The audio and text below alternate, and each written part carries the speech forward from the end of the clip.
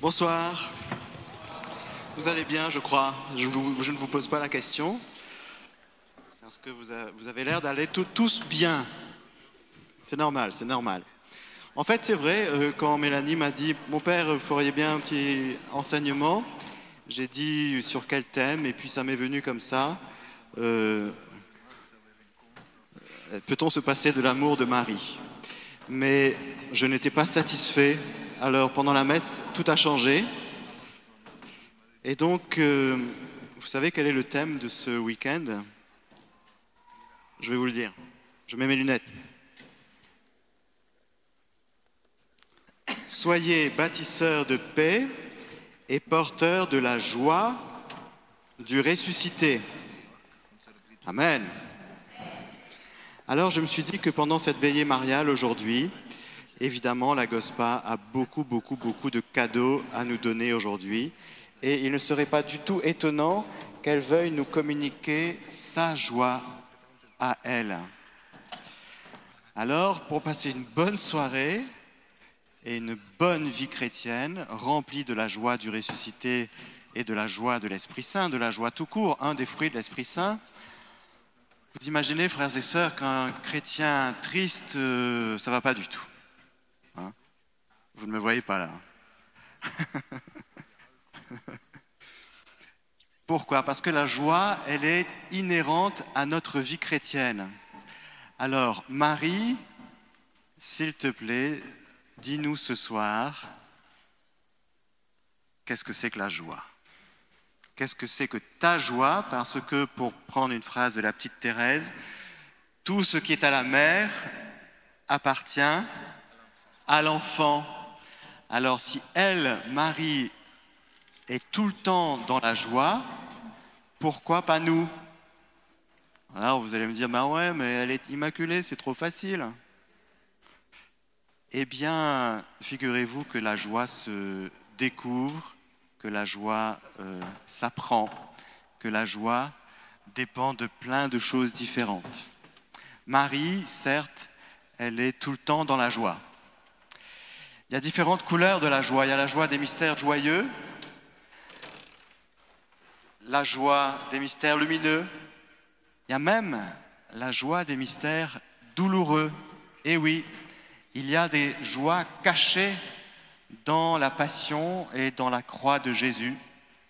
Et il y a la joie des mystères glorieux. La joie parcourt toute la personne et toute la vie de Marie depuis sa conception et pour toujours. Elle n'a jamais elle a été peinée, bien sûr, elle a souffert, et nul autre que Marie n'a souffert comme elle, mais elle n'a jamais perdu la joie.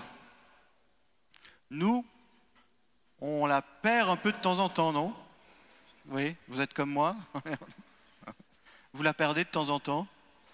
Oui, bon, vous êtes normaux. Un saint, c'est celui qui a pas forcément bien commencé, mais qui a surtout bien fini, parce qu'il a appris à se mettre à l'école de l'amour. Et c'est vrai que la Gospa Medjugorje, elle nous met à son école. Et donc, lorsqu'elle parle de la joie du ressuscité, elle a, elle, cette joie en elle tout le temps, et elle veut nous la communiquer pour que nous puissions en vivre nous aussi. C'est sa joie, ce soir, de nous communiquer sa joie et de nous voir prendre au sérieux cette chose. Alors, première source de la joie, on va vérifier un petit peu. Première source de la joie, c'est quand on croit qu'on est aimé. Je dis bien quand on croit, parce que savoir qu'on est aimé, c'est bien. Croire qu'on est aimé, c'est mieux. Il y a plein de gens qui savent plein de trucs sur le bon Dieu. Mais il y a peu qui croient vraiment. Alors je nous pose la question aujourd'hui et je passe cette soirée avec vous. Je veux vérifier en vérité devant vous et avec vous 2-3 petites choses dans mon cœur comme dans le vôtre.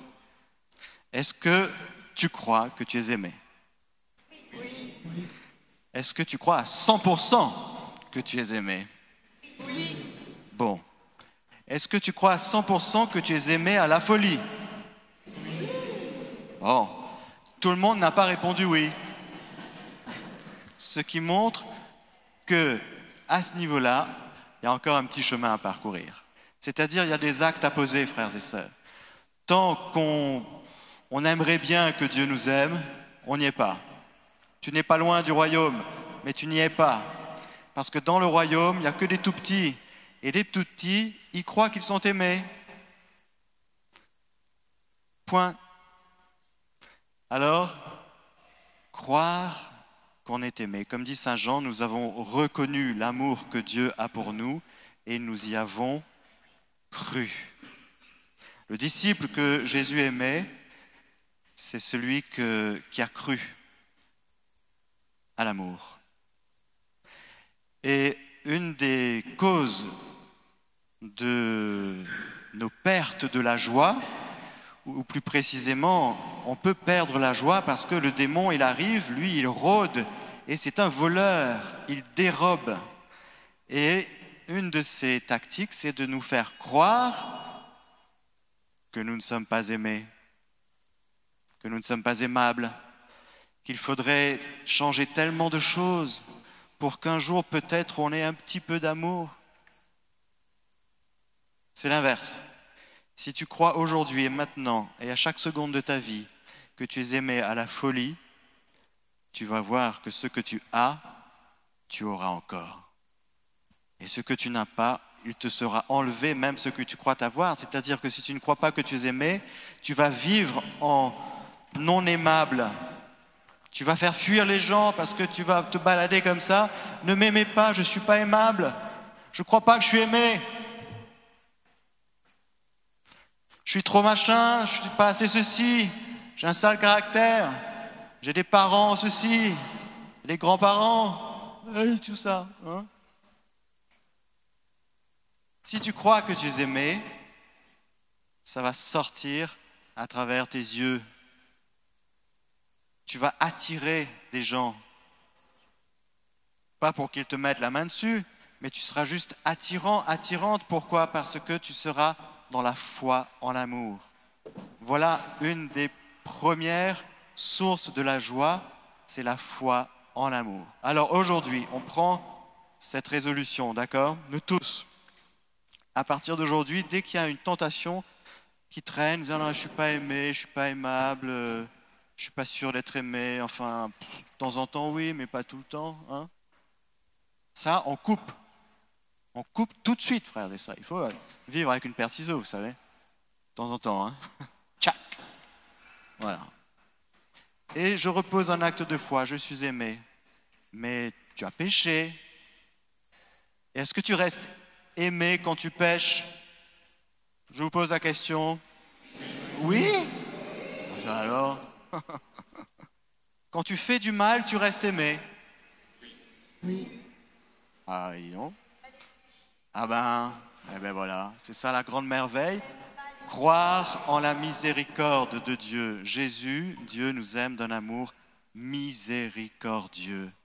Et c'est vrai que lorsque nous péchons, eh bien ça peut engendrer un autre péché, qui est celui justement de ne pas croire en la miséricorde, de ne pas croire que nous restons aimés. Alors on se dit, bon ben on va rattraper le coup, on va rembourser 4 fois comme Zachée, vous savez, on a piqué les ronds, mais on va rembourser 4 fois et peut-être un jour on sera aimé après ça. C'est pas comme ça que ça marche, frères et sœurs, avec Dieu et avec Marie, refuge des pécheurs. C'est tout de suite. La miséricorde, c'est tout de suite. Il faut bien que nous intégrions, frères et sœurs, dans notre vie, qu'il ne faut pas faire 40 neuvaines pour essayer d'être miséricordieux, pour espérer être miséricordieux au bout. La miséricorde, c'est tout de suite. Quand je tombe, le Seigneur est là pour me relever. Il suffit que je dise « Pardon Seigneur » et que je crois en sa miséricorde. Sinon, tu n'es pas loin du royaume, mais tu n'y es pas. Tu n'es pas loin, c'est dommage. Il nous faut être dans le royaume, comme des tout petits, Ils tombent, ils pleurent, et ils font quoi les parents? Ouais, voilà. Voilà. Donc, croire en l'amour.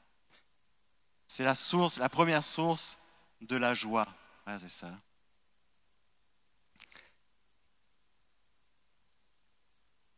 Deuxième source de la joie, vérifier maintenant, en ce moment, dans nos cœurs, dans le mien comme dans le chacun de vos cœurs, est-ce que nous sommes en communion les uns avec les autres? Ou est-ce qu'il y a un petit bout de rancune qui traîne? Dès que je pense à quelqu'un, ça y est, je pars dans le rouge. Parce qu'il m'a fait du mal, ou pire, il a fait du mal à des gens que j'aime. Vérifions, frères et sœurs, que cette rancune ne soit pas une gangrène. Et là encore, paire de ciseaux. Parce que si je ne pardonne pas, je ne peux pas avoir une vraie joie. Si je ne deviens pas miséricordieux avec celui seul qui est miséricordieux, eh bien, je vais essayer de planquer, de cacher, de fuir, de compenser cette maladie de la rancune. Le Seigneur ne nous demande pas de savoir pardonner. Il sait bien que nous en sommes incapables. Il nous dit juste, est-ce que tu veux bien? Alors, frères et sœurs, il faut être très clair, très vrai sur cette chose.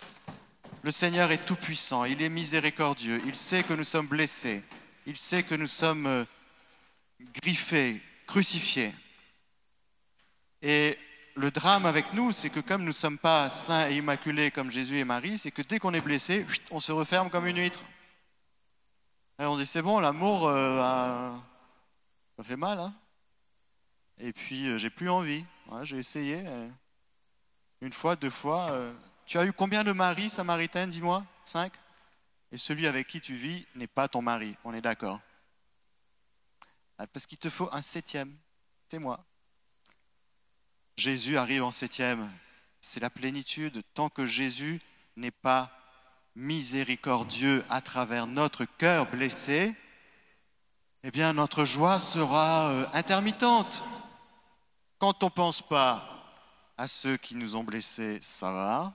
Et dès qu'on y pense, ça va moins bien. Alors là, c'est très important, frères et sœurs. La Vierge Marie qui nous donne son cœur, je vous rappelle, c'est le thème de la soirée. Veillée mariale, elle nous donne la possibilité de devenir ce soir miséricordieux. Elle a pardonné à Pierre. Quand même, Pierre, chef des apôtres. Ben oui. Elle a pardonné à Matthieu. Elle a pardonné à chacun d'entre nous parce que notre péché offense Dieu, celui qu'elle aime plus que tout. Alors elle a été peinée, blessée de voir le si peu d'amour que nous avions pour son Jésus. Mais elle nous a pardonné. Elle n'a pas gardé dans son cœur une once de rancune à notre égard. Pas du tout. Je veux dire, ça ne lui a même pas traversé l'esprit.